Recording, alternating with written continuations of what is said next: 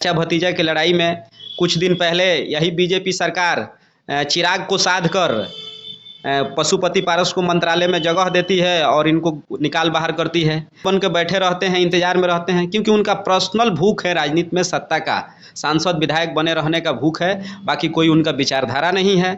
मक्खी की तरह निकाल कर फेंकने का काम किया और चिराग को अपनाने का काम किया। नमस्कार साथियों, मैं रजनीश भारती, आप देखना शुरू कर दिए महानायक टीवी न्यूज। साथियों, अभी बात करने के लिए हमारे साथ में दो मेहमान हमारे साथ में जुड़े हुए हैं, जो वरिष्ठ पत्रकार भूपेश सर हैं और यहाँ पर सोशल एक्टिविस्ट अमित मेहरा जी है। कि बिहार के जिस प्रकार से जो राजनीतिक है, तो इस बिहार के राजनीति में विचारधारा क्या है, हम विचारधारा पर हम बात करते हैं। कैसे देख रहे हैं सर बिहार के राजनीति? बिहार के राजनीति में क्या है, बिहार के राजनीति में वर्तमान परिवेश में स्थिति यह है, खास करके जो भिन्न भिन्न पार्टियों के उसमें भिन्न भिन्न जो हमारे नेता लोग हैं, उन लोगों का कोई वास्तविक में विचारधारा पूरे देश में बचा नहीं है किसी के पास।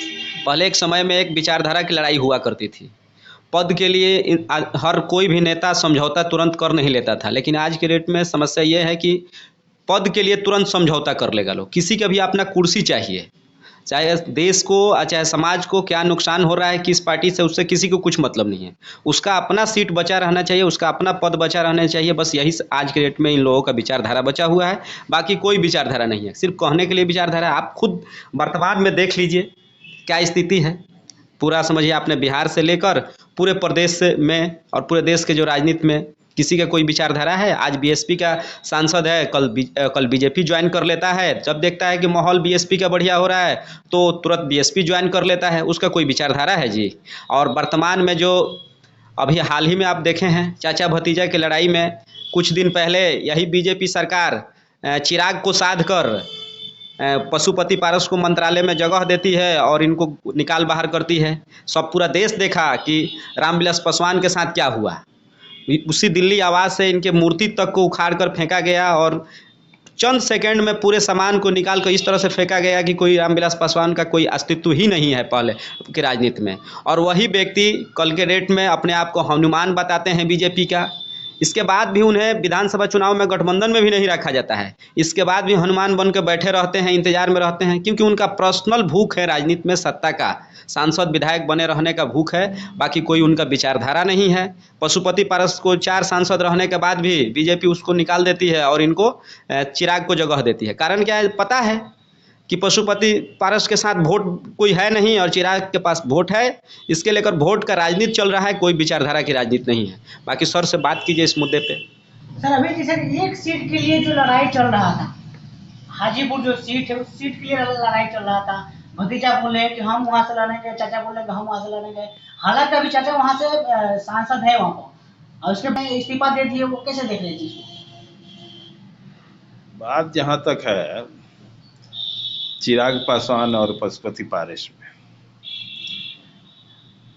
तो वास्तव में चिराग पासवान जो है वे भाजपा के काफ़ी करीब हैं और जो लोग कहते हैं या अपने भी कह चुके हैं कि हम मोदी जी के हनुमान हैं, तो मोदी जी के हनुमान के रूप में उन्होंने काम किया था पिछले दिनों। पिछले विधानसभा चुनाव में नीतीश कुमार की खटिया खड़ी करने में महत्वपूर्ण भूमिका निभाई थी चिराग ने, और नीतीश जी को बड़े भाई से छोटे भाई के रूप में बनाने का श्रेय चिराग पासवान को ही है। भले ही उन्हें सीट नहीं आया, लेकिन नीतीश कुमार के कद को उन्होंने छोटा कर दिया। इस एहसान का बदला बीजेपी को देना था। तो इस बार जो चुनाव हो रहा है, ये लोकसभा की चुनाव, तो लोकसभा के चुनाव में पशुपति पारस को माइनस करके और चिराग को उन्होंने मौका दिया है, क्योंकि चिराग उनके हनुमान रहे हैं। और जहाँ तक दलित वोटों पे कब्जे की बात है, वह चिराग पासवान का उस पर प्रभाव ज़्यादा है। चिराग पासवान नए युग के हैं, बिहार फर्स्ट, बिहारी फर्स्ट जो उनका नारा है, यह खास करके युवाओं को ज़्यादा आकर्षित करने में कामयाब हो सकता है। और बाकी जो है वह मोदी जी का जो अपना जादू है, अब उनका जुमला गारंटी पर आ गया है, मोदी की गारंटी, यह भी काम करेगा। और इस तरह उन्होंने पशुपति पारस को छांटने, मक्खी की तरह निकाल कर फेंकने का काम किया और चिराग को अपनाने का काम किया।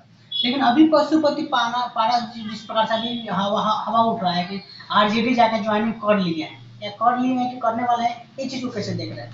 आरजेडी में अब तो उनके पास दूसरा विकल्प बचता ही नहीं है, तो विकल्पहीनता की स्थिति में है।